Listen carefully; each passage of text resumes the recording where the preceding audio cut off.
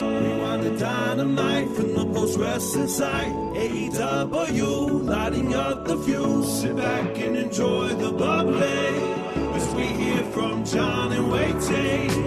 Where we're going, we don't need roads. And if the buck stops here, this thing might blow. Everything you hear are opinions of the show. And if you don't like it, go to the forums and let them know. Hello, everybody, and welcome to Rewind-A-Dynamite. John Pollock, Wai Ting, Wednesday night. What could go wrong? How are you, Wai? Oh, don't say that. Oh, man. No, that's tomorrow. That's tomorrow. That's the hangout. Oh, okay. All right. Yes, everybody, we are back. We are here to chat about AEW Dynamite, which was a tape show tonight, but will be live next week, as they promoted on this show, with several returns scheduled for next week. They announced Matt Hardy's back, MJF is back, Kenny Omega, who hasn't been on for a number of weeks. So it looks like 1 week. When was the last time we saw Kenny Omega? Was he on last week? Last week, yeah. Okay, then not as much. These tape shows somewhat do blend together, but nonetheless, Matt Hardy has not been there in a while. No, he has not. Yeah, not in a live setting. And is this so? There are going to be several live shows, or wait, they're taping the following week as well. Yeah, it sounds like they're going to tape. They're going to do the live show and tape the following weeks, and then come back the following week after that, which would be the go-home show for Double or Nothing. So next week would be May 6th, and they would also tape May 13th, come back on May 20th, and then, like, we still don't know where the location is yet for Double or Nothing. You would assume Florida would make the most sense, that it would be, let's just do all of this in the same location. You would think so, yeah. I mean, it seems like, one of the main strategies is to group as few trips as needed for the talent. And if everybody's going to be there for Dynamite on the 20th, you would think it would probably be one of those familiar places. It just wouldn't make sense that everything is happening out of Florida, and then all of a sudden you have this idea for a match and you fly everyone to your headquarters in Stamford. Like, that just seems like, why do something so drastic? Maybe they have an island. Yeah, we haven't heard about Wrestle Island yet, which I would imagine Vince McMahon at this time. Maybe, hey, they, you've cut all these people, but maybe we can lease an island with Dana White. Let's hope it doesn't get to that point. Let us hope not. Let's dive into some of the news items that have occurred today and over the last few days. Off the top, this report came out Monday night from Dave Meltzer that one of the releases, Cain Velasquez, and this has been reported by Dave. Cain Velasquez has not made any public comment about this. Is this a surprising name, given certainly both AEW and WWE were seeking Cain Velasquez last fall and coming into a very uninspired debut, and has been relatively dormant since that Crown Jewel event with Brock Lesnar. We know, obviously he got a great deal to come to WWE because there was demand for him, but are you surprised his name gets thrown in here? I think for me, if there's any element of surprise here, it's the surprise that Cain Velasquez has a WWE contract, because I've completely forgotten about this guy. And I think the knowledge that he was still earning some sort of paycheck, I definitely feel like that is somebody you probably should have cut before some of these other talents that I think, got cut before him. What do you think is next for Cain Velasquez? Do you think that he sticks around? Obviously, this guy was a massive pro wrestling fan. He seemed very happy doing this. But is pro wrestling something you foresee him continuing, given that, just the landscape of what it is, and that this guy is accustomed to making a lot of money in his athletic career? I think going back to Mexico, whether it be with AAA or, some other company, I think is always going to be an option. Obviously, not at that same amount of money. I feel like WWE in the future could still be an option, but just given this current time, and I think the amount of, the amount of time that you would need to get Cain Velasquez up to a standard that I think they would be happy with. And I'm not really just talking about doing a few Hurricane Ranas, but to be able to be a personality, that I think is expected of that WWE expects of him on this level. It just might be too long of a wait for them to want to, sit through right now. But it's still something that I think he can prove himself to be able to improve at in the future. Yeah, if this is the end of his road with WWE in terms of their long-term interest, like they kind of just looked at this as a project that we are not going to go further with. If you're Cain Velasquez, this will test kind of where you want to go, because here you had signed a very lucrative contract and now you're facing the prospect of continuing in this industry where I would say your worth on paper has been diminished over this last 6-month period with WWE. If I'm AEW, I don't have the same interest in Cain Velasquez that I did 6 months ago.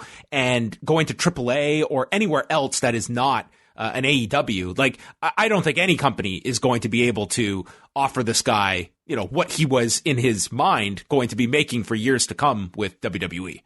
Yeah. So that's a difficult mental hurdle sometimes when you're still going to be having to put in just as much work, just as much effort, but it's not the deal that you had mentally expected to be receiving over with this big contract with WWE. So his next step will be interesting. And if MMA is even in the equation, because he did take himself out of the USADA testing pool. So like he was completely on the pro wrestling side of things of where his career was heading. So, that's interesting to watch whatever his next move is. Do you know what his UFC deal currently is? How many it was he has, or he did have fights left on the deal because he had just signed a new contract, and he did the one fight against Francis Ngannou last February, and like my understanding would be it would just be kind of like the contract was frozen, so he could I don't believe he would have the authority to just sign with another company. I think he would still have, much like when a fighter retires, that doesn't void your contract, for instance. So he did have, I want to say maybe 2 or 3 fights, something in that range that was on his latest deal, but I don't know the exact figure. Okay. We should also, a clarification that did come out, we had mentioned this on Monday. Gerald Brisco has not been cut by WWE. Rather, he was one of the many that was furloughed. So there is a difference there in that distinction. I do look, though, at his specific job description that, as a scout, going on the road, I don't know what you're going to be scouting for the rest of 2020. That when you look at positions that you would be retaining guys and bringing them back, I don't know how in demand that role is going to be in the company, but certainly someone with an enormous amount of tenure with WWE. But when it comes to these decisions, I don't know how much tenure really plays a factor when WWE gets down to making these decisions. Yeah, we shall find out. I don't see them bringing everybody back, so we shall see. WWE Raw viewership from Monday night. Wai, we discussed this on Monday. You thought they might stay above their low number from the week prior. They did fall. So this week, the new low for their modern history, 1,817,000 viewers. This has still not hit the elusive Christmas Eve 2018 taped show. That was 1,775,000. So they still have that rock bottom figure to hit. But what they did do on Monday was a horrendous third hour. 1,619,000 viewers for that third hour. To put that one into context, everybody, that would be the lowest hour of Raw in modern history, the lowest third hour ever since Raw has been a 3-hour program since 2012. And that hour was lower than all 3 hours on that taped episode on Christmas Eve. So that takes something to be able to get to that low level. Now, I'm not just going to discuss the rating, but for you, Wai, if you are in charge of Raw, what is your reaction? Are you actively doing things to try and reverse this trend? Are you looking at this that ratings really matter little at this moment, so why not put in a lot of new talent and try and get them that television experience? What is your action or reaction to this number, if anything? I think it's certainly a bit of, taking these results with a grain of salt and not panicking too much. Certainly, I think right now they are very much handicapped by who's available to use.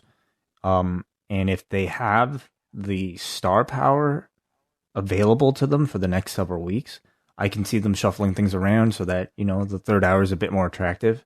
This week, all of these episodes have been very heavy on promoting new stars. And, a lot of squash matches, simply, I would say, due to the availability of the people that are there.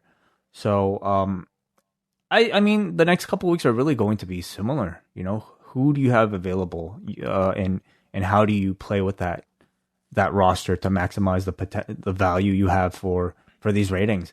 I really do feel like it's a case of, how much can they really do at the moment?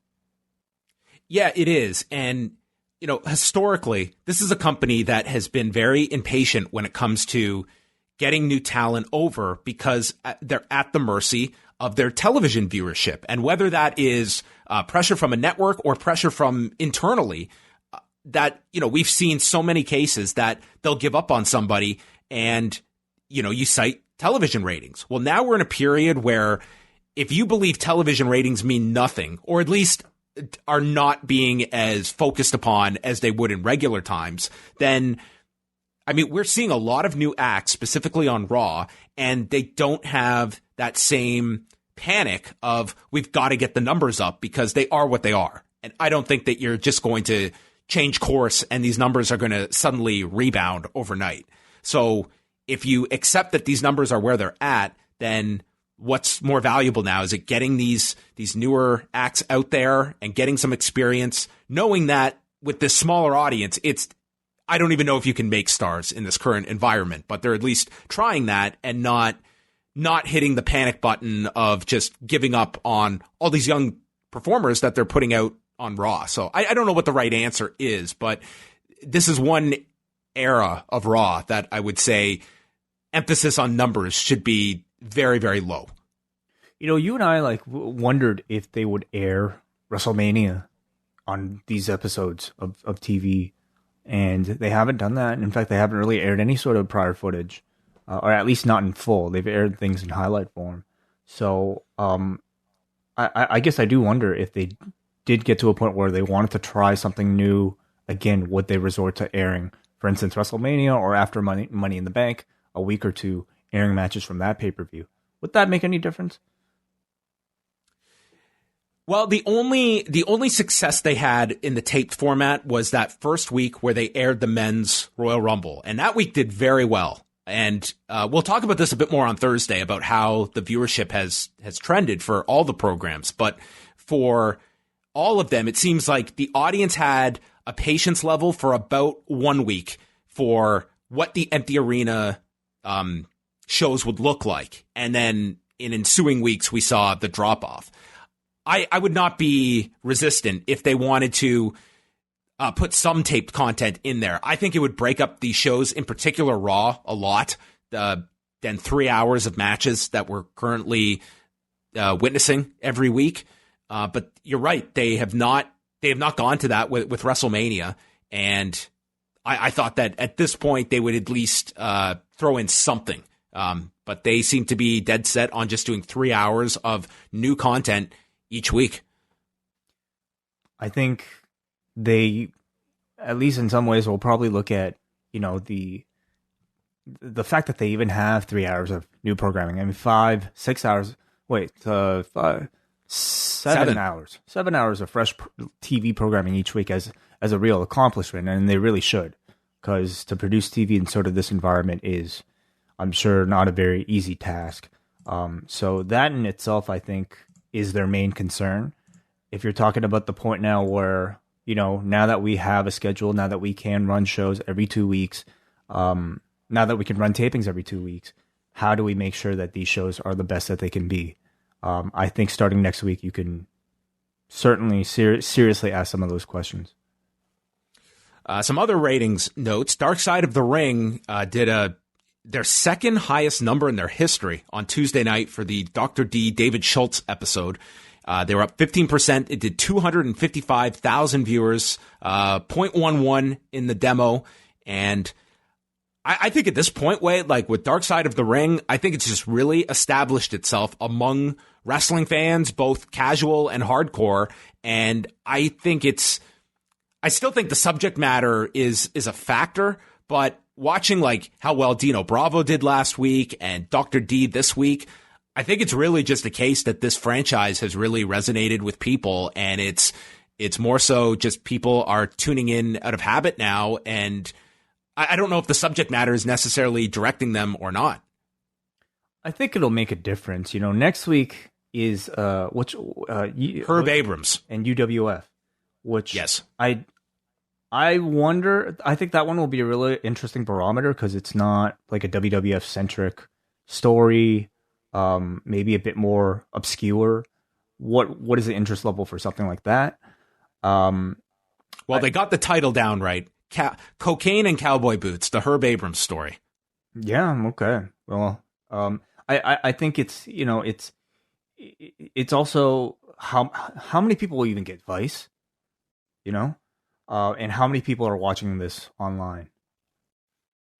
Oh, I mean, 255,000 viewers is the live viewership, but I think online, like I go on and it's like these episodes are up, like people are just uploading this in full on YouTube. I think if you were to look at all the different accounts running this, and I don't know how much Vice is actively trying to take those streams down, but I'm sure this is being seen by a lot of people. I mean, granted, like my timeline is going to be heavily skewed towards wrestling fans, but no, this series has been just an absolute blessing for Vice TV. Like they are now talking about other spin-off, like Dark Side being like a franchise that they can do like a documentary series on non-wrestling topics. Like this to me is going to be the big shining success of Vice TV, is greenlighting this series.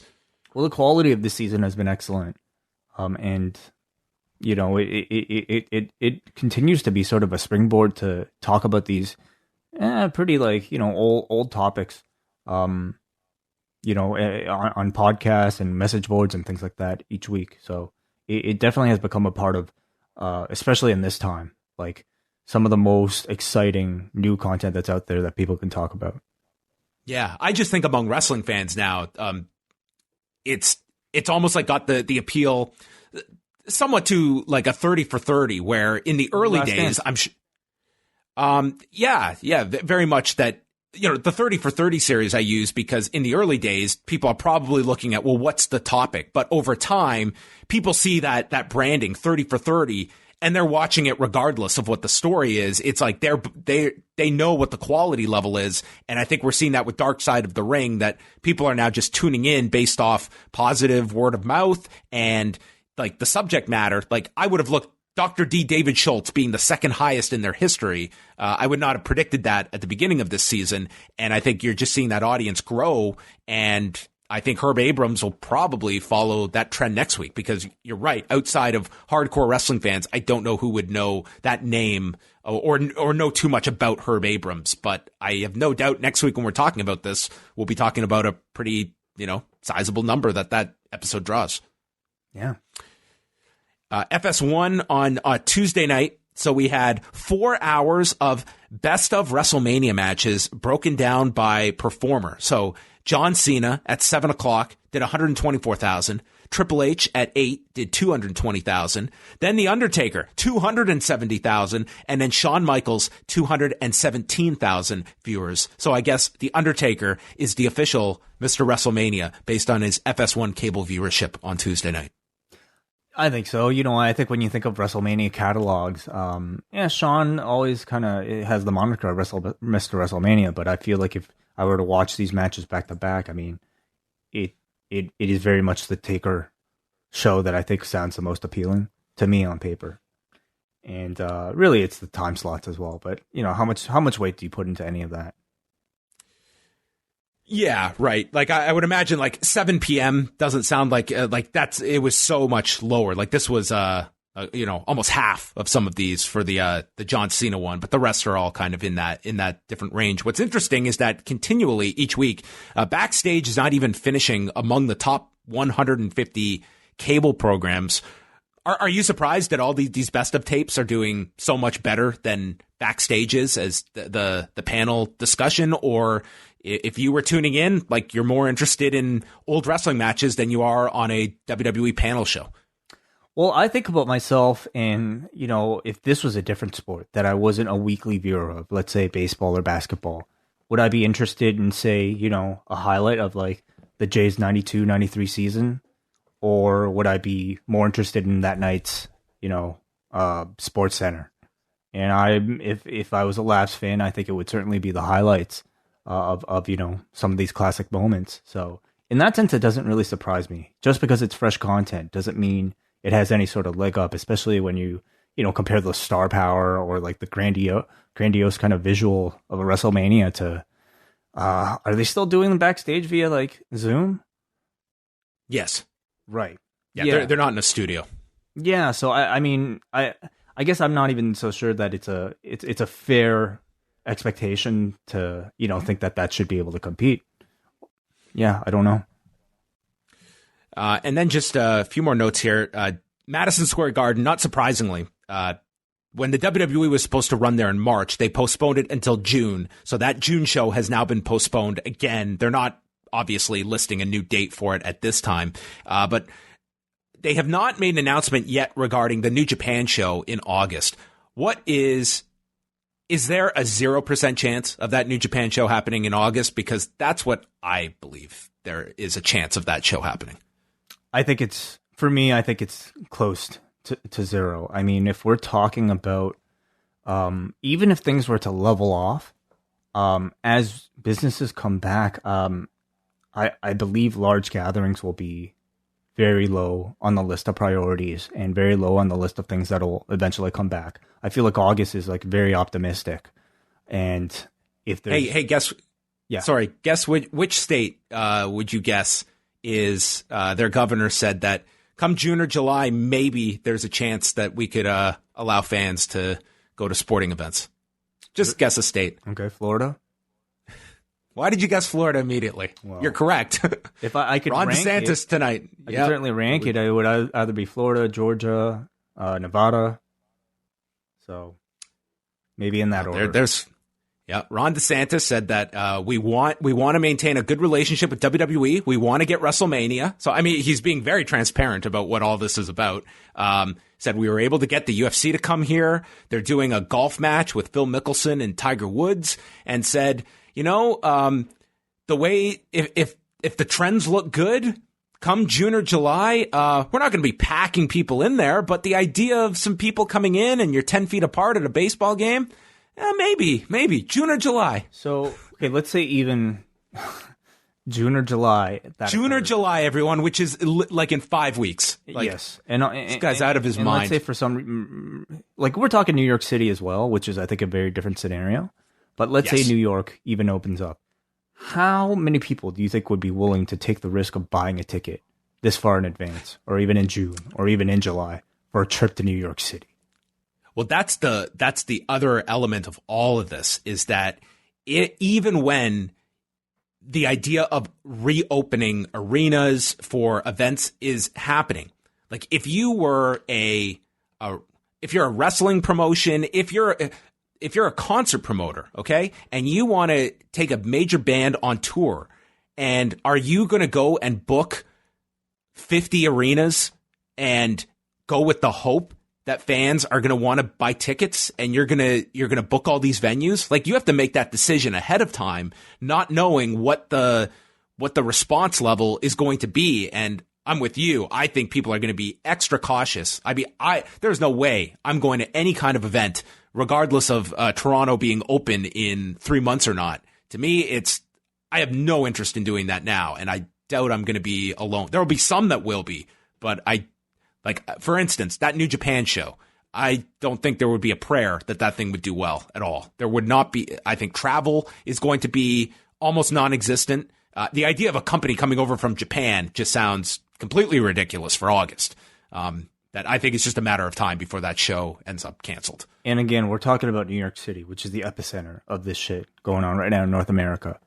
So August, I think, will be, to me, nearly impossible, but we shall see. Yeah, nothing officially announced. Also on NXT tonight, I know a lot of people were curious what would be happening, but they are promoting for next week Adam Cole and Velveteen Dream for the NXT title. So that was set up. But the big news, the last news item is that Thursday morning at 6 a.m. Eastern, Stardom has announced Hana's Kitchen with Hana Kimura. Oh, jeez. So I just wonder if we will get if Wai will be waking up at 6 a.m. to have breakfast with Hana Kimura. Well, it largely depends if there are subtitles attached to this channel. And also depends what type of, whether anybody has washed her outfit in the laundry without her knowing. Because that would greatly determine, I think, her mood and maybe the quality of these videos.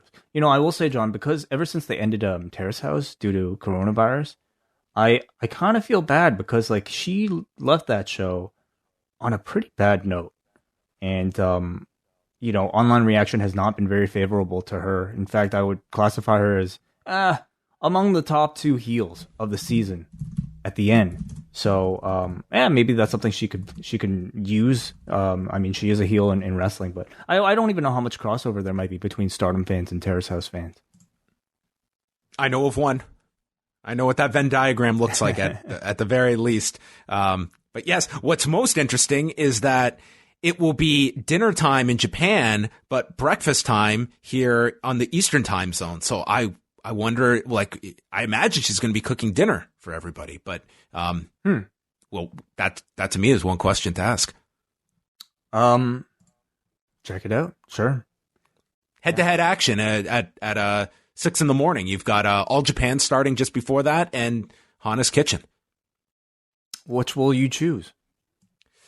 I won't be watching either at 5:30 in the morning. I will guarantee you that. But I am going to watch that All Japan show. Yes. They're doing an empty arena show Thursday morning. So WH and I are going to chat about that this weekend.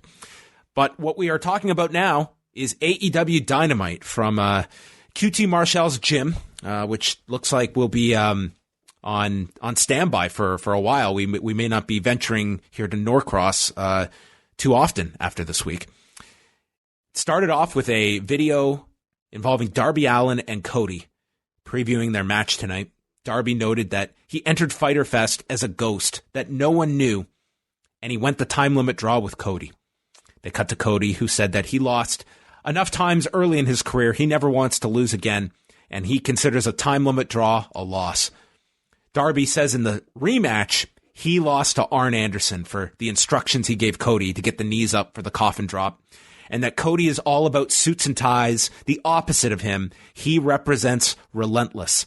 And he asks who you want as champion, a corporate sheep or me? And Cody says that Darby's a big part of AEW's future. He won't be champion. I thought a good start here, just setting up the dynamic between the two, and I thought a really good performance in particular from Darby here. Yeah, nice little video here. Got into their history, and I think more importantly, got into both of their motivations to win this championship ultimately. And very important that Cody continues to bring up that him being unable to challenge for the AEW title, though he is ranked number 1, that to me is a huge item for this whole thing. So good to remind people of that. I thought Darby sounded really interesting too, with his promo. Reminded me, after last week when we had Cody as Bruce Wayne in his Batcave with the surveillance monitor, I felt like this week we had Darby talking like Batman. A little bit, yeah. I think between this and the Road to video they put out this week, I just think Darby is just such a captivating character. It's not just this week. That's been something with him. I think they have something really special in Darby Allin, potentially. Completely. Absolutely. Tony Schiavone and Chris Jericho previewed the show, and we start things off with Cody and Darby Allin. Brandy comes out with Cody, and we cut to Sean Spears, who's behind the barricade as one of the fans looking pissed. And Jericho, as the match starts, talks about Cody's amateur wrestling days, including beating Austin Watson in high school, a.k.a. Xavier Woods. Austin Watson, okay. Wow. Yeah. Interesting. And he added, if you know, you know. Cody, the big spot early on is that he's on the floor. Darby runs at him and Cody sidesteps, knocking Darby into Brandi, who gets taken out, and Jericho is livid, saying he did it on purpose. Brandi's taken backstage, and Jericho says that Cody is dealing with a broken knee, and now he has a broken wife. It was really interesting the way they did this. By the way, before that, there was the injury spot where Cody was attempting to bridge out of a pin, and in doing so, aggravated his knee, which Darby immediately targets. I thought that was really interesting in itself because, this was an injury spot that had no major impact attached to it. Typically, a guy like lands his foot wrong off of a moonsault or gets his knee run into the steel steps or something like that. This was just a guy attempting to exert force out of a very awkward position and fucking up his knee. How often have we seen like quad tears occur as a result of like a simple planting of the foot? There's certainly more than one way of getting injured in real life, and I was really happy to see Cody here basically open up like a whole new world of like body part storytelling with something so simple. But with the Brandi thing too, following after that, I thought it was really interesting because Jericho immediately called attention to like, doing the heel thing, saying, "Oh, Cody knew his wife was there. He shoved this guy right into his wife." But when you see the replay, I don't know if it was... He did. Yeah, I don't know if it was intentional or not, but like it definitely looked like he kind of shoved, like it did not look completely innocent. And the way Cody was reacting to it, almost like pausing before checking in on his wife, I wonder if there was anything more to that or if it was just, something that was supposed to be completely as it appeared on the surface. But it definitely like made me suspicious. Jericho is noting Allin has no fear. He says that he's seen his skateboarding videos. Cody busted out a bow and arrow, and then Allin starts going after the left knee. He applies a knee bar. Jericho says he has a knack for this, which led into him singing My Sharona. Cody is in the Tree of Woe and gets hit with the running hip attack, and it's just all the focus is on the knees. And I thought Jericho was very good drilling this home of the attack by Darby Allin and being very methodical and technical. Cody goes to the floor, and Britt Baker just wallops him with her shoe, which this is the second time she has done this after the tag match a few weeks ago. I don't know, like, I feel like this was probably just something she just thought of in the moment, improvised, because it seemingly has nothing to do with the character. There's really nothing to do with her in-ring at all. But it's twice she's done it to Cody. Oh, well, I mean, it's incredibly entertaining, is all. So, Right. I mean, what I just mean is I don't know if this was any sort of like premeditated thing, but like something, or it's just something she stumbled onto. Yeah, I mean, it was a funny spot. It really played no role into the match. It was just kind of its own thing here. It tells you how quick she is, and I think her ability to be able to draw attention to herself, like in any bit of airtime. Britt Baker is among my favorite people on any show right now. Jericho spots Pineapple Pete and just updates us that he hates that guy. Cody is fighting back. He's favoring the knee and hits the disaster kick, which Jericho identifies, and I swear Tony has never heard this term before because he just notes, I really like that, disaster kick. I doubt he was watching WWE in like 2011, 2012. But he's used this in AEW. Like, this is the guy who's like calling his matches. I was like, has he never heard disaster kick in these last 6 months? He knows the code red, at least, that's... He knows that code red. Yes, yeah. He definitely has that down. That impressed me. I really like this one spot where Cody is like, he almost like lures in Darby, like his knee is giving out, and then he catches him with the small package and Darby kicks out. It was just like a cool little fake out by Cody. And the Crossroads then gets hit by Darby, and Cody has to kick out of his own finish, and then Darby applies the figure four, another maneuver of Cody's. Brandi struggles, walking back ringside, and she's got a water bottle. Cody takes a sip of water, and Darby nails him with the water bottle and leaps off the middle rope, gets stopped by Cody, and hits him with the clothesline, and suddenly we got Kodakiko Okada. No, that oh God. There's a good one there. Okodaka? No, definitely not. I tried. I really tried. So he holds on to the wrist. He tries for a Rainmaker, and it's countered, and Darby hits the spin over into the stunner, and then Cody is the one that comes up, hitting Crossroads. Darby kicks out. So then Cody, while selling the knee, climbs to the top, and the announcers think he's going for a moonsault. And I'm just ready to pan this. I was like, what a stupid move to go for after you've been selling this knee. Jericho is saying how this has affected the career of Keiji Muto and Kenta Kobashi, and mentions like how Kobashi's knees were destroyed. But instead of the moonsault, he crosses his arms and he goes for his own coffin drop, and he lands on Darby's knees. Darby gets up and he goes for a coffin drop, but Cody is able to adjust himself so that when Darby comes down, he pretty much just bridges and gets the cover on Darby Allin for the victory. So even without Arn, he was able to win. Yes, he was, because that was the story, was that Darby would not give Cody the credit for the win. And this one, he didn't have Arn out there, and he barely had Brandy out there after. He got his water, though. His water was the big difference maker here. Yeah, that was interesting. I didn't understand any of that. I mean, I think the idea might be to show some sort of dissent between the two. First, you had Cody, essentially unintentionally, cause Brandy some harm. And then you had Brandy here bring out this water unintentionally, ultimately resulting in harm to Cody because his opponent ended up using this water on him. So it wasn't really overt, and I wonder if that was intentional to maybe do a slow build towards something like that. It's my only explanation. It's certainly a bit intriguing. I like the match a lot. I think the continued story of Darby being unable to beat Cody, Darby clearly, was able to learn a lot. He scouted his own coffin drop and basically used the same counter that Cody used on him in the last match.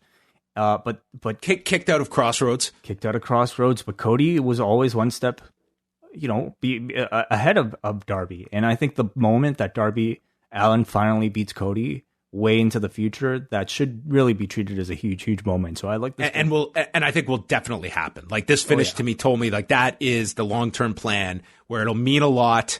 I kind of wish they didn't give Sean Spears that Crossroads kick out. Did he kick out of it, or did he just take the two? I'm forgetting now. I think everybody kicks out of the Crossroads these days. We saw Lance Archer kick out of it in the main event. Spears probably did it last week. That was one thing tonight, that clearly these semifinals were to air on separate weeks because it was a major, like, Brandy comes back later, dressed differently, no selling of this at all. Like, clearly these were meant for different weeks. Yeah, I noticed that too.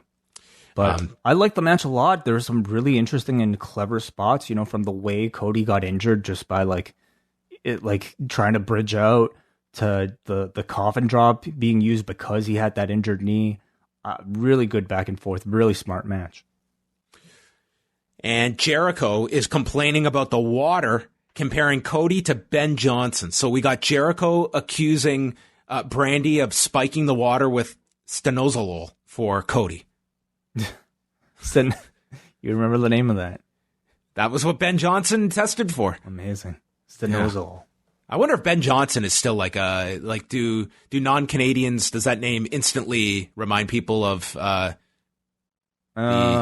would say of an older generation. Yeah, maybe. That's what I'm saying. I'm thinking too. I think for Canadians that name is synonymous.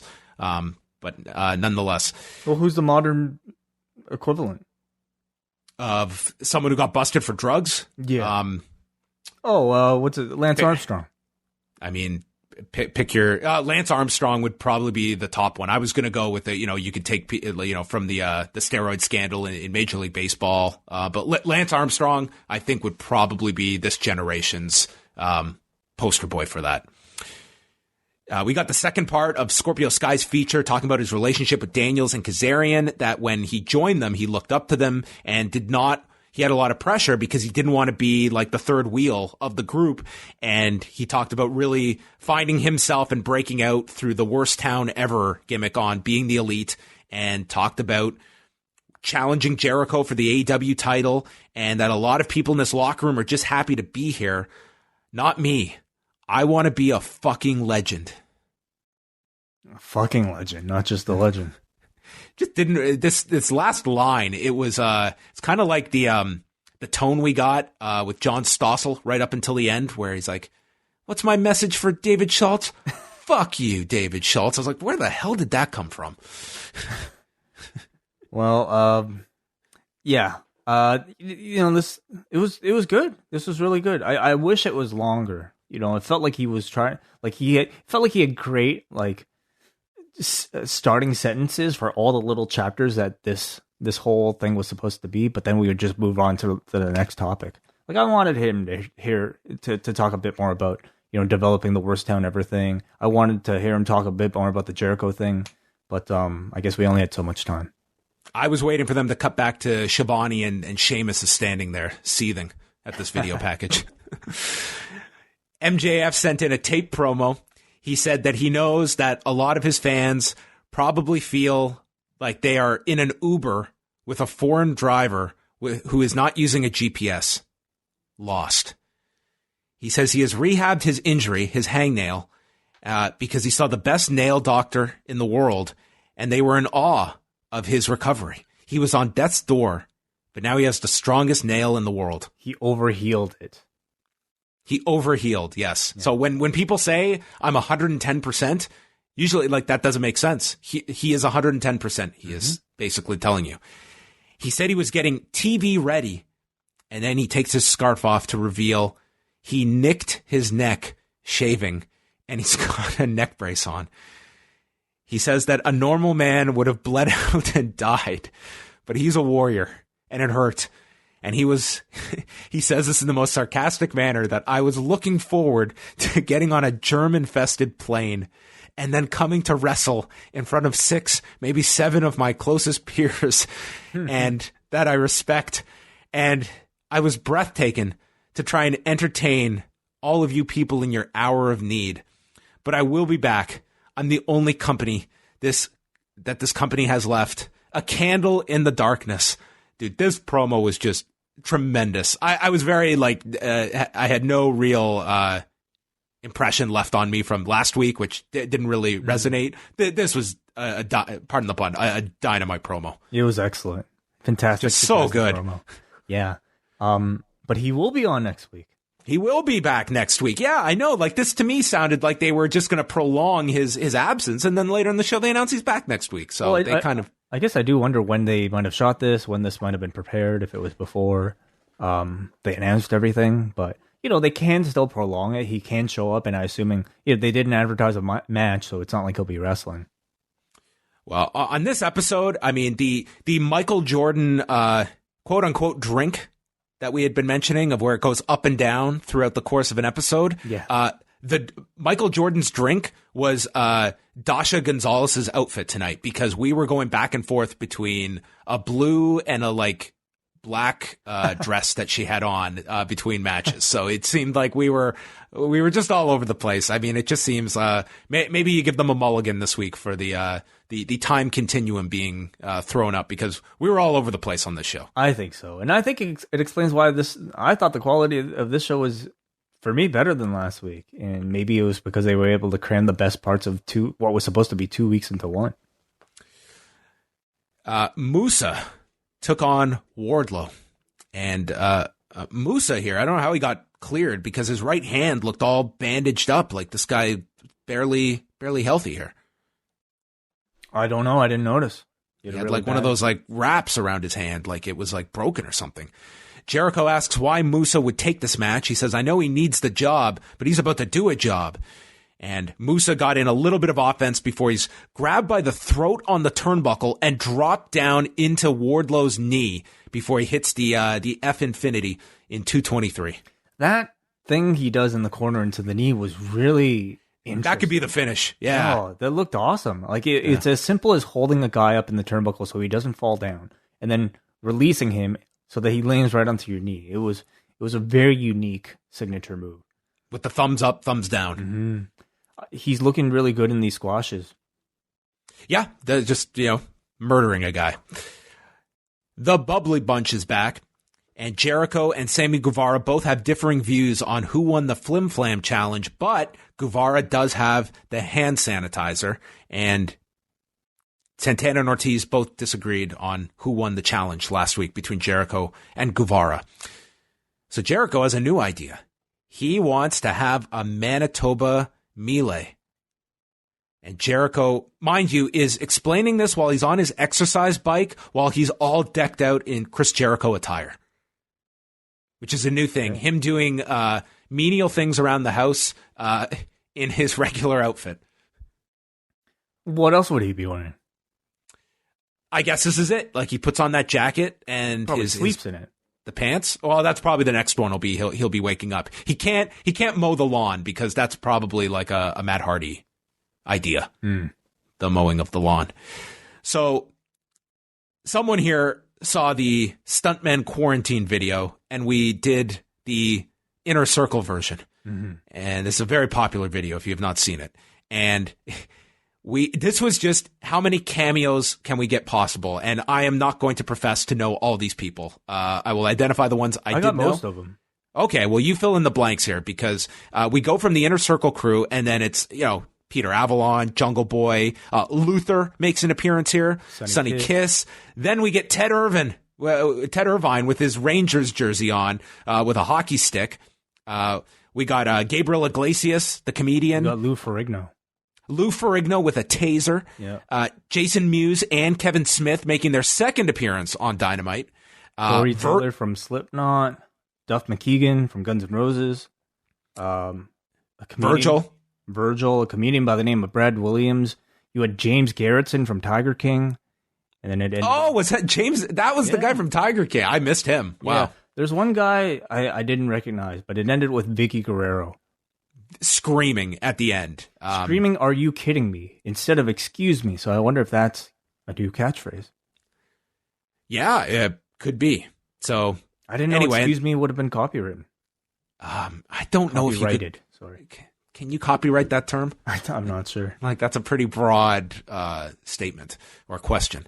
And Jericho at the end confirms it was Lou Ferrigno with a taser that he asks and called this awesome. The Manitoba melee. This was pretty fucking great. This probably took a lot of effort to put together, but turned out pretty funny. I thought this was really great. And Jericho has quite the Rolodex of connections. Seems like. Yeah, I mean, it's it's not just contacting them, but also having to explain the premise and everything. And everyone did a very good job with this. Mm-hmm. Did you have a particular favorite? I think Lou Ferrigno did a great job, getting because the idea is that you get hit, so you receive the hit and then you hit somebody back. But Lou Ferrigno was able to cover his face and then slowly reveal it before, essentially kind of doing his Hulk up with the taser. That was super interesting and funny. I think Ted Irvine always gets a big reaction. Ted was pretty good with the hockey stick. He's fantastic. Yeah. It's Jungle Boy on a vine. Yeah, they got very creative with some of these. I will say, during this quarantine period, the amount of challenges that are online, I guess people are just trying to keep busy, but there just seems to be a plethora of them at the moment. TikTok is blowing up as a result of this whole thing. A lot of challenges. What do you get on TikTok? I tried to download Flim Flam. I couldn't find it. Are you on TikTok? No. Hell no. I'm too old to get TikTok. I think my cutoff is Instagram. I don't have any more room for any more social media. At some point, you get to a certain age where you just have to cut yourself off. And I think I end there. Yeah, this is like the PlayStation 2 era where I was not going to make that migration past a certain level of video game equipment. It was like, this is it's not my time anymore. Yeah, and I understand that. I've got I've started we had ICQ. Come on, we had a good run. I'm now using the Sleep Cycle app. That's what I'm into. that's my social media. Everybody, I can share my sleep patterns if you'd like. I had a really good night's sleep last night. I hit 75%, and I had this is the stuff I'm interested in. Actually, this is the challenge I want to do. Okay, let me pull up my chart from last night. I'll bear with me here. So last night, I slept for 6 hours and 11 minutes. I went to sleep at, I just told Wai how we want to keep these shows moving, and here we are. I went to sleep at 1:23 a.m., and then I went into a deep, deep sleep. 2 a.m., I was like probably, I looked to be a millimeter away from a coma. I made a slight adjustment around 3. Then at 4:30 in the morning, I woke up, but then fell back asleep by 5:11 or so, hit my deepest sleep right before 6 a.m., and then slowly started to awaken after that. Sounds like a nice little curve. It was very good. 76% quality. So wow. Gonna see how this goes. So the challenge right now rests at 76%. Yeah. It gives you stats as well. Okay. The average. Okay. We will move on.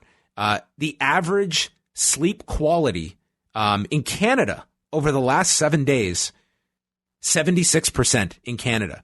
Do you want to guess where in the world has had the highest quality of sleep over the last 7 days, or conversely, the lowest quality of sleep over the last 7 days? Oh, these are really interesting stats. Let me try to guess. Best sleep in the world I would think be country. Okay, I'm gonna guess. Just because the quality of life must be really good over there anyway. I'm gonna guess maybe one of these Scandinavian countries. Denmark? No. Okay. One more guess. Outside Europe. Outside Europe, okay. I'm going to say Taiwan.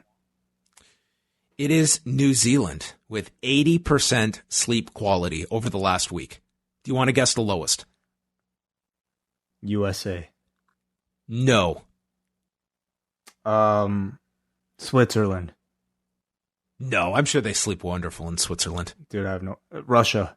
They sleep right in the middle of the bed, right down the middle. Russia, not too far off. Well, somewhat. 58% Saudi Arabia. Oh, my God. Okay. No comments. Those are the stats. Jimmy Havoc and Kip Sabian against the Best Friends in a no DQ, no countout match. Penelope Ford and Orange Cassidy are out in the corners, and I don't know how to describe this. This was just 13 and a half minutes of these guys destroying one another. I think Trent took it the worst in this because this guy had a mission to have permanent back pain for the rest of his life in this match, and I'm sure he's well on his way to accomplishing that, and I guarantee you that after this was taped, he was sleeping way worse than Saudi Arabia. Yeah, he was not getting 76% tonight, I'm sure. Not a chance. Orange Cassidy got level. Jimmy Havoc just took a chair and whipped it at Orange Cassidy's head and just dinged off of him. So Orange Cassidy is down. Some other highlights including a chair set up, the ladder was in the corner, and Trent got yanked off the turnbuckle, coming down back first, and to see Colt Cabana's reaction, he just puts his arms in the air, and then it looked like he was turning his back to walk away, like this idiot. What did he just do? He then gets dropped on 2 sideways chairs, and Kip comes off the top with a foot stomp to Trent on top of these chairs, and Chuck made the save. Yeah. Havoc then got slammed onto the legs of a chair. Sabian was hit with a pile driver, and Penelope Ford pulled Taylor down to the floor. Orange Cassidy returns with the lightest chair shot imaginable to Jimmy Havoc. Ford then misses and kicks Kip off of the apron. She then misses Cassidy and spears Kip on the floor. This was just a comedy of errors by Ford. And then Orange Cassidy leaps off the turnbuckle to the floor, taking out Kip Sabian and Penelope Ford, allowing Chuck Taylor to take Jimmy Havoc with an awful waffle onto the chairs set up in the ring and pin Jimmy Havoc. Really crazy hardcore match, especially for this sort of empty arena era. These guys were out there to try to have a really entertaining match with a lot of big spots with chairs, taking a lot of punishment for it. And it was an entertaining match. Yeah. This made a big difference having people ringside to react to this, because I watched the Rebellion on Tuesday night, and they did a similar match, the Full Metal Mayhem match with Jessica Havoc and Rosemary. And, they laid out a fine hardcore match, but it was just, I was like, these hardcore matches in an empty arena might be the hardest matches to pull off. And it was a totally different vibe here, just based on people being around. But, man, these guys killed themselves for the duration of this match. That they did, yeah. I'm also noticing, like, especially since it's been a few weeks now, but like I'm having a tough time with Orange Cassidy in front of this audience. Mm-hmm. Like without the audience there reacting to his gimmick and his shtick, it just is not coming across like really nearly as effective. I mean, obviously not as effectively, but like I don't even know if it's good without an audience or like a genuine audience there. I'm just a little surprised at, I guess, how much, this sort of setting affects somebody like him. It definitely, like I didn't get into his match as much last week, because, he's so much, it's all the reaction. Like that's what, it's a joke is only as funny as the audience laughing at it. And you've taken out the whole objective with so much of Orange Cassidy that I think it's very difficult in these circumstances, more than most on this show. We go to Britt Baker's dental office, and there is Rebel, her makeup artist, who is constantly referred to as Reba. And this is more like your Office style parody, with Britt Baker taking Rebel Reba aside. Rebel from TNA. Yeah, Rebel from TNA, who is legit like a makeup artist with AEW. Oh, she is. I didn't know that. Oh, yeah, she works with them. So this is her job with the company. And yeah, she's just giving her directions that we're not supposed to be able to hear on camera about, referring to me as Dr. Britt Baker. The dental office is just full of posters and pictures of Baker. And she goes to give her next lesson in being a role model. And the next rule is that not everyone can be a role model. Cites people wearing glasses with a photo of Tony Schiavone.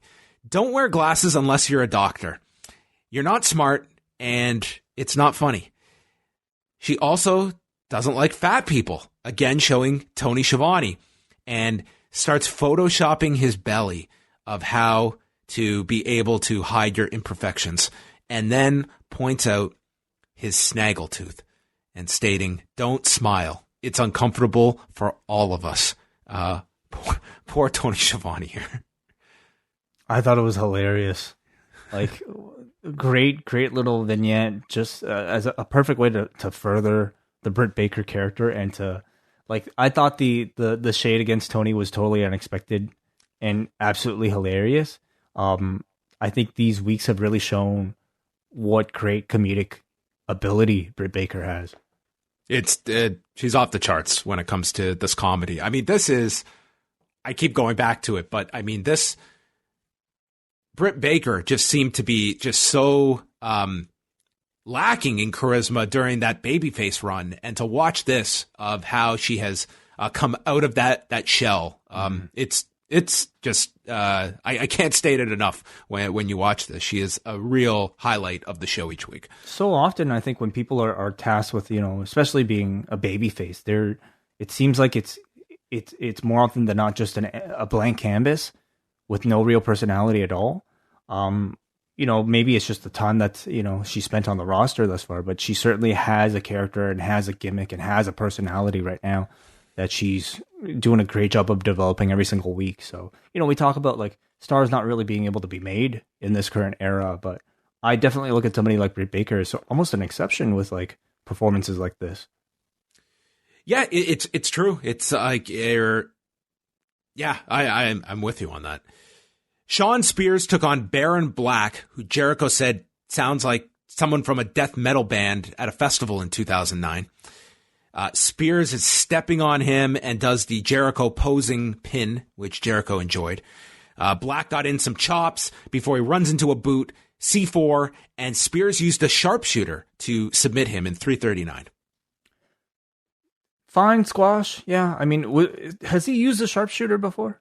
No, I don't think so. Not here. So maybe it's just a new finish. That was it. Yeah. Not too much to discuss here. Do you what do you think is Sean Spears' role right now within AEW? I don't see like a really strong role for him. I mean, look at the fact that, outside of the quarterfinal match with Cody, he's really not been any kind of focus on these small, like smaller roster size shows. Even they're in the middle of that whole tag team partner thing that they're still searching for. Obviously that's been put on hold. Tully hasn't been there, so I don't know what's in store for him. Yeah, I don't know. To me, Sean Spears is not someone that if I'm looking at all the different people to be focusing on, I don't know how high he ranks on my list. I think he just kind of has a spot where he can pop up on Dynamite every now and then and be on Dark. Technique by Taz focused on the Blackout, and then we had Brodie Lee taking on Marco Stunt. Jericho asked where Jim Ross is. Said maybe Jim Ross is part of the Dark Order. Lee just attacked Marco Stunt. He was in control. Jericho notes that Lee is not a goofy Southerner. He's an eloquent man.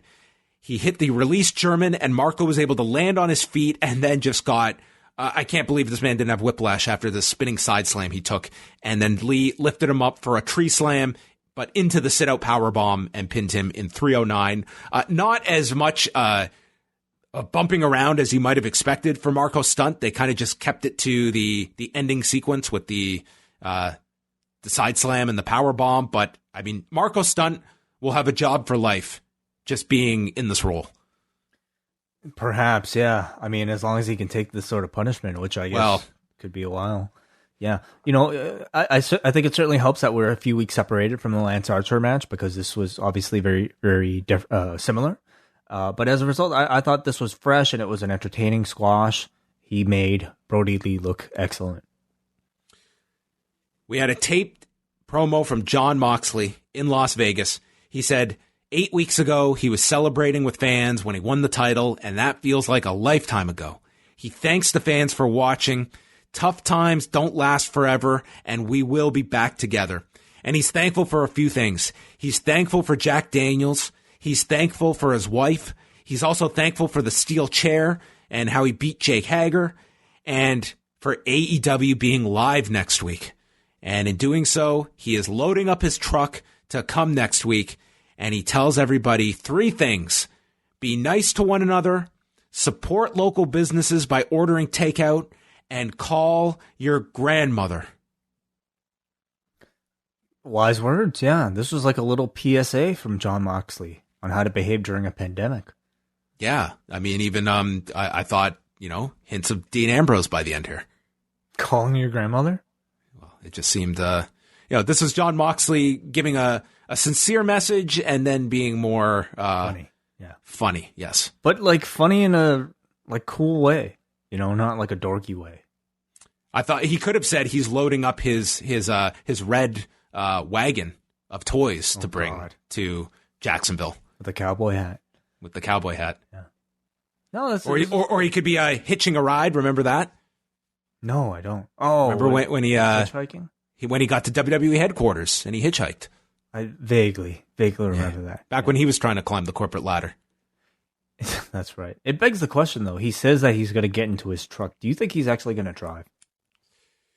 From Vegas to Jacksonville, that maybe. I'm sure that AEW getting their talent to drive if they can. I guess it's. I'm sure they would prefer talent drive if they can, but that's for people that's driving distance. What is Let's see how long. That's quite a while, but he also feels like the type that I could see doing it. Yeah, 100%. Yeah, definitely. Like I would assume he would be. It's, oh my God, it's 33 hours by car. Oh Jesus. It's also having to stay in hotels and everything as well. So, well, maybe he's setting out tonight and he's going to make his dude. That's really long. That's really damn long. I don't know. Anyway, he's probably driving right now. They've got to set up whatever he's doing at the pay-per-view next week because there's no real hint of what the direction is for Moxley, other than unless it's MJF, who did do that promo initially about wanting to go for the AEW title. And I mean, perhaps it's true. Yeah. Well, they have 3 episodes to do it. They announced next week MJF is returning.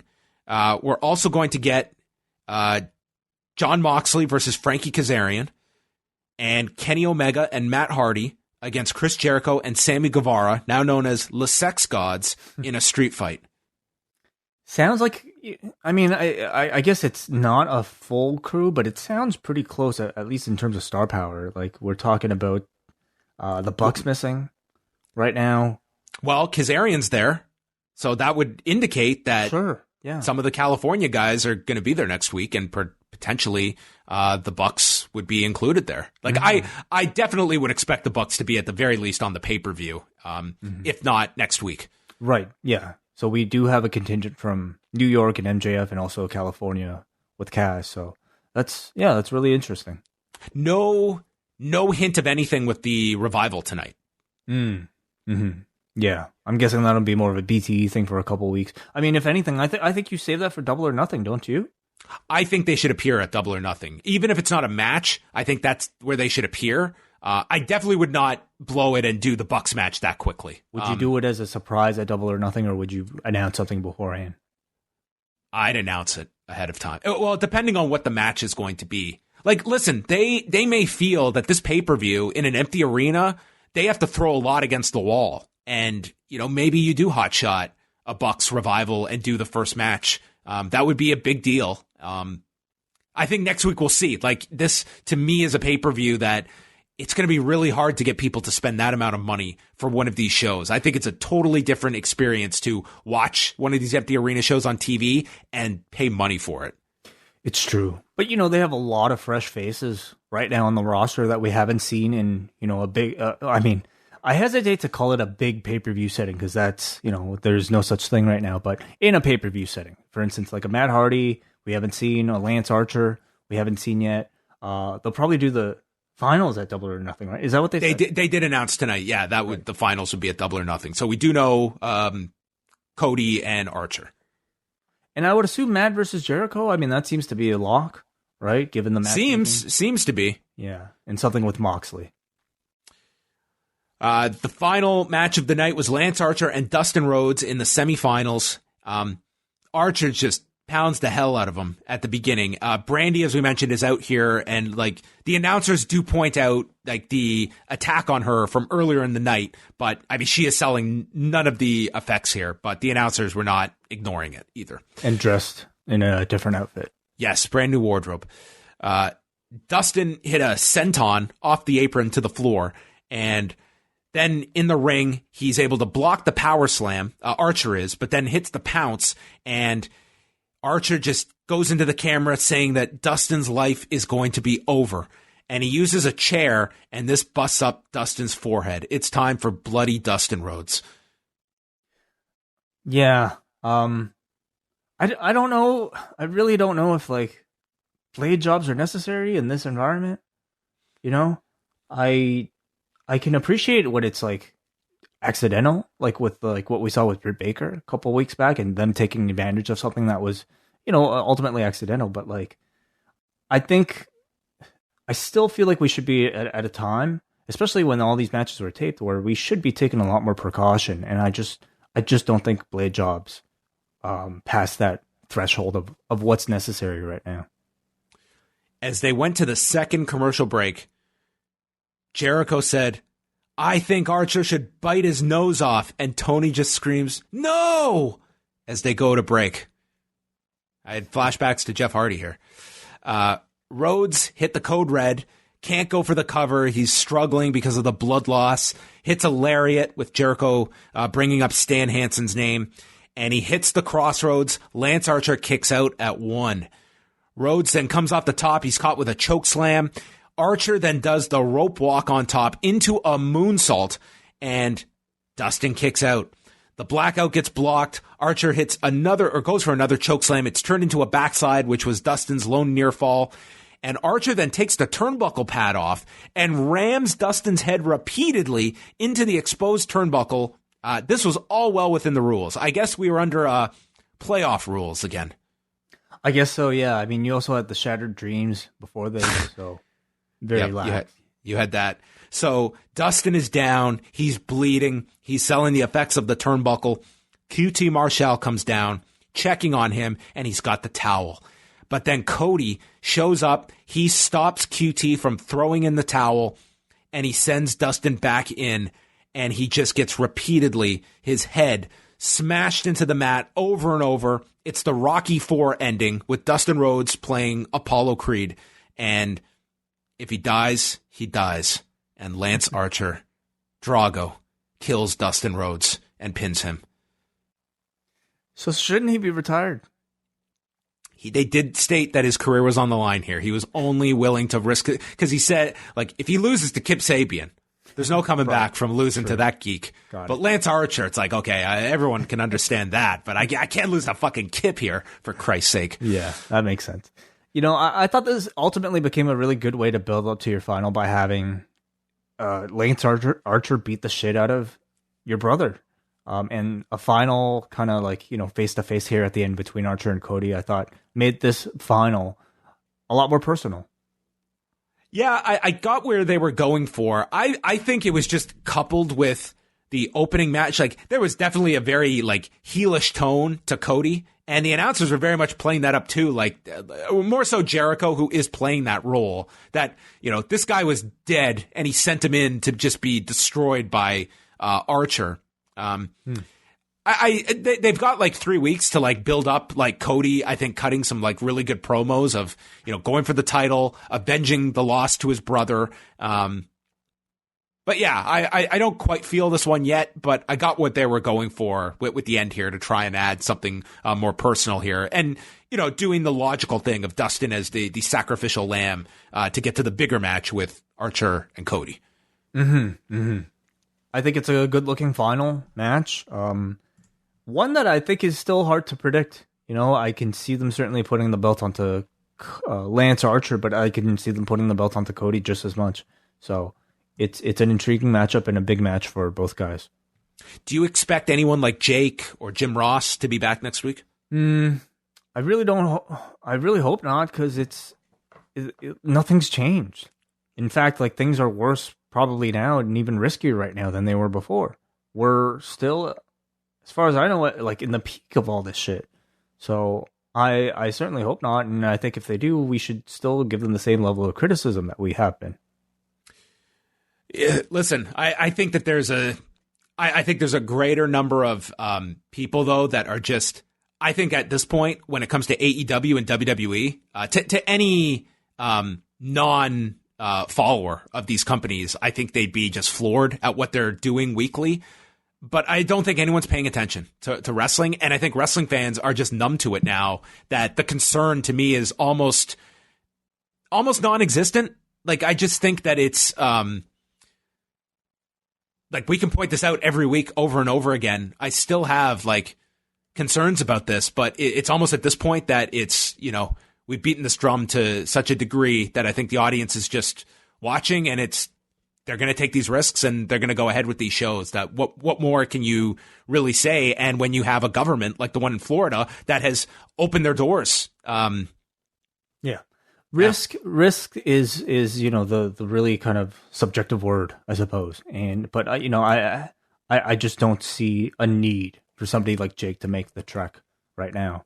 I understand, like, what if there was a contract signing that needed to be moderated? Like Jerry Lawler.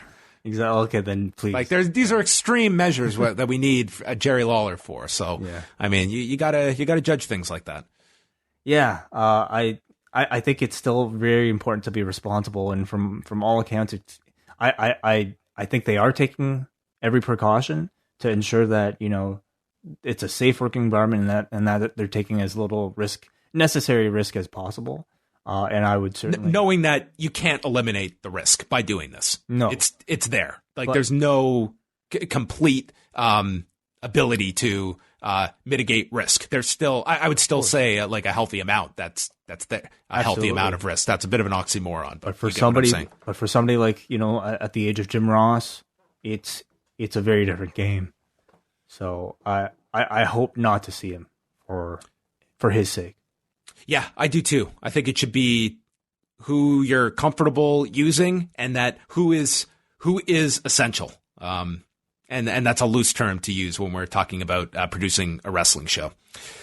But we head on over to the forum, and tonight's show, an 8.08 rating. So a favorable one. Paul from New Jersey writes, excellent heel promos from MJF and Dr. Britt Baker. Nice to see Sean Spears come up on the winning end for a change.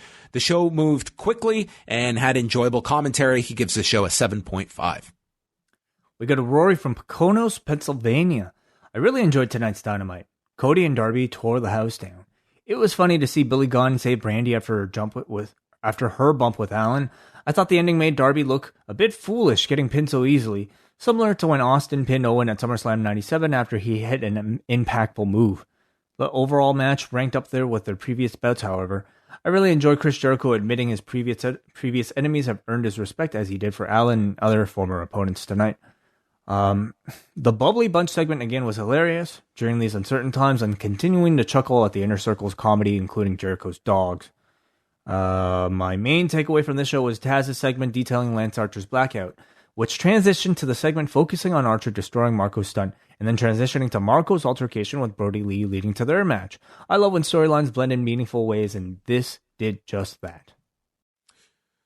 Nick from Lansing, an entertaining episode with a couple of fun promo segments and entertaining matches throughout. Britt Baker is one of the most entertaining and shitty heels working today. I loved her poor makeup artist silently putting up with her, and I laughed out loud when I saw her first poke her head out to listen in. Moxley was also great, and I thought the match with with Kip Sabian, Jimmy Havoc, and the Best Friends was an exciting standout for the night. Full credit to Dustin for taking the beating he did. The stuff at the end with the towel was very effective for me. Really solid show all around. Raymond in Sacramento. I would guess that the finish of the Cody Darby match is the most controversial thing to come out of this episode.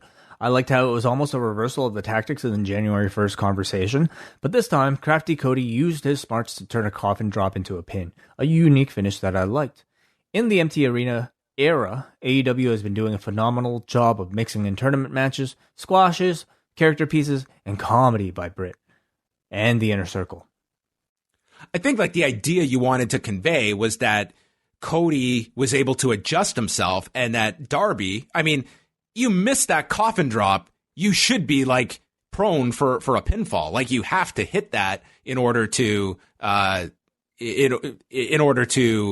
avoid the damage that you're going to inflict upon yourself. So I think that was kind of the idea, not just that he slipped on a banana peel or anything like that with Cody.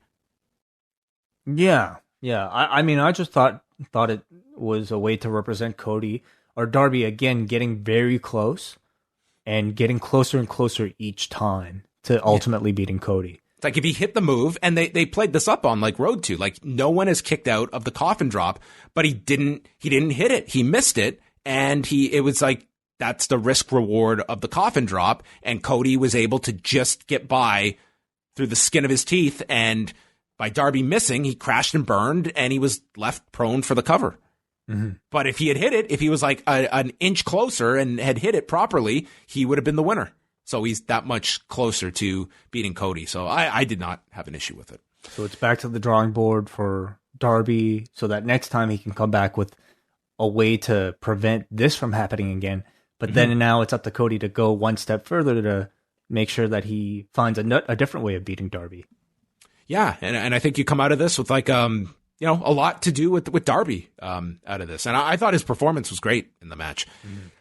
Noah from Vaughn, incredible episode in my opinion. 3 really awesome matches and quite possibly the best video I've ever seen. Britt Baker is continuously fantastic and so damn entertaining.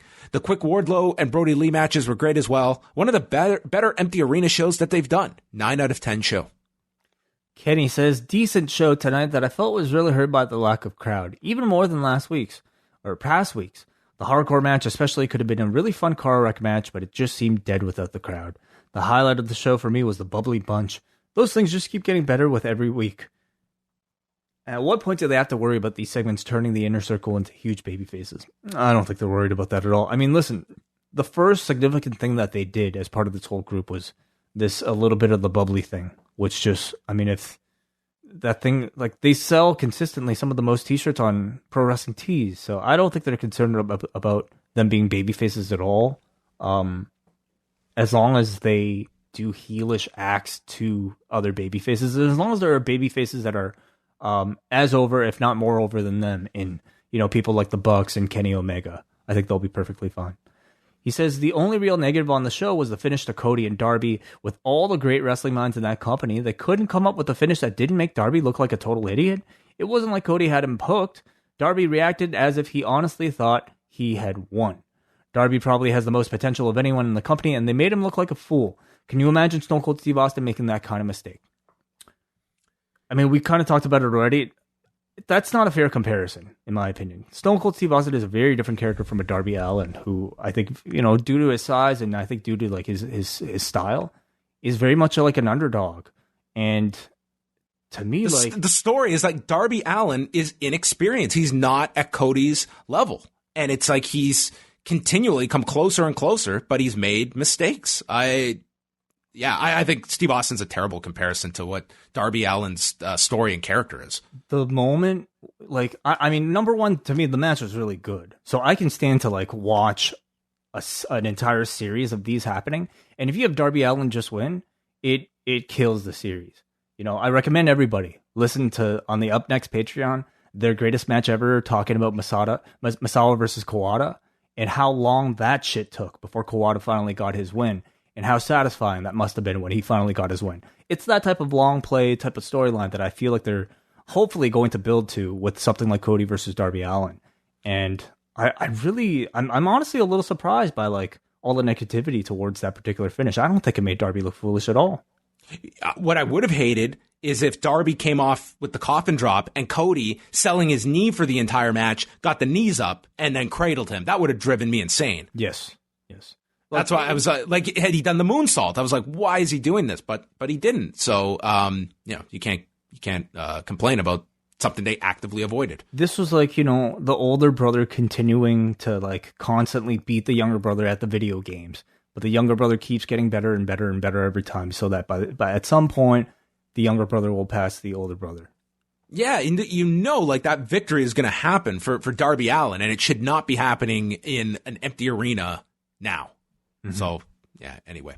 Let's go to Doug from the UK. This week's show was a marked improvement over the fatiguing nature of the past couple of weeks of AEW. There was a flow present which really helped with enjoyment, and the matches were all very enjoyable for me in spite of some messy spots and forced hijinks in the opener and main event. It seems like something we take for granted, but I feel a need to point out how enjoyable the various video packages on this show are. After so many years of misfiring promos, awful soap opera, and terrible skits making up the majority of televised wrestling's non-wrestling content, AEW really do make it look easy to get right. Strong opening package for Cody and Darby, Britt Baker's best segment yet, a gloriously daft cameo-filled bubbly bunch, more fine healing from MJF, a defiant Marco Stunt saying he can take a lot more punishment, and a 5-star segment from Moxley. I was thoroughly entertained tonight.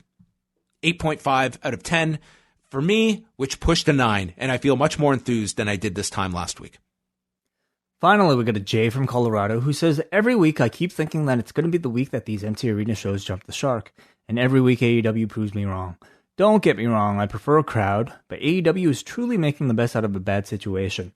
The show is still exciting despite the lack of huge crowd pop, and I don't find the absence as glaring as it is in WWE shows. I think one of the biggest reasons for this is Jericho's energy level. I really hope he goes to the commentary full-time once he retires. In such a short time, he's already become one of the best. That brings about another question, John. Since Jericho's wrestling next week, who do you think takes his place? Or does he just leave for the main event? Sorry, can you just repeat that part? Jericho, since he's wrestling next week, who takes his place on commentary? I would imagine that they're confident that one of the other commentators is going to be there. Then with whether it be Tony, if Excalibur is back. Right, that would make sense. I would think at the least you would think, the fact that they're promoting Kazarian tells me that the California crew, those that are needed, would be able to come in. So that would be my guess. But yeah, Yeah. But I think Jericho, to his point, I think he's been really, really entertaining in this role. And I don't worry about the potential of the Inner Circle getting too popular, because I think Jericho in this role to just flip the switch and they just do some heated angle beating down the next big babyface target, and they're right back to being that heelish group, because you've got everybody in this different, you've put the Inner Circle in this different light, and then all of a sudden you do some big, some major angle, like very similar, like the Festival of Friendship. Like you take people in this one tone that you're presenting, and then boom, you just flip the switch. And I don't think they'd have any issue doing that with Jericho and the Inner Circle. I'd rather have sort of like a babyface-ish heel group than, a bunch of Dark Orders or like Butcher and the Blades, people without any sort of personality.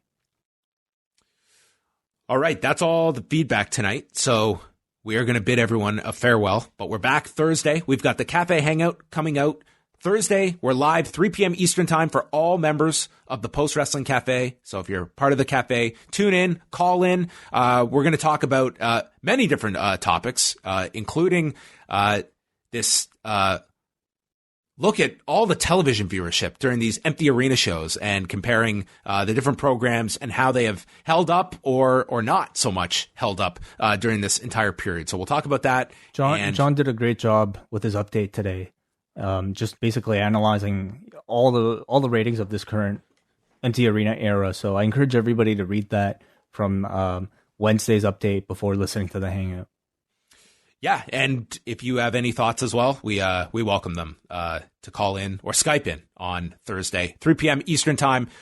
Quick look ahead. Friday, we've got the British Wrestling Experience with Martin, Jamesy, and Benno. They're going to be chatting all the latest Brit Res news, as well as Riptide Wrestling's latest show. They'll provide a review of that. Friday night, we've got Rewind to SmackDown on the Cafe, reviewing SmackDown and the Dr. D, David Schultz episode of Dark Side of the Ring, which I promise we will review this Friday night on Rewind to SmackDown. And then into the weekend, we've got Post Pro Res with myself and WH Park. That will be dropping on Sunday, discussing all the latest in the world of Japanese wrestling. So that is it. We've got up next right now with Braden and Scrump. Unfortunately, David couldn't make it due to personal reasons, so we send him our best. And also on the Patreon feed, we've got the latest edition of Rewind-A-Way, talking about Saturday night's main event. A really fun show to go back and talk about. So that's all up on our Patreon. If I'm looking for a brand new t-shirt with a iconic figure, where could I go and check out such a shirt?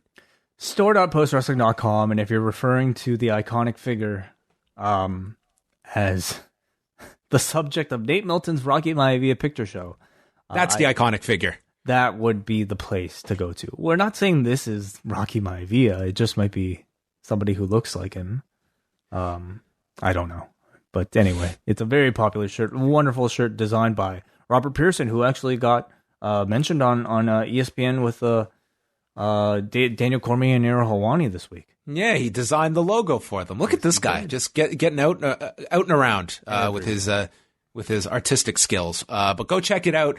Support the one and only Nate Milton. Store.postwrestling.com. And we'll speak with you Thursday, 3 o'clock for the Cafe Hangout.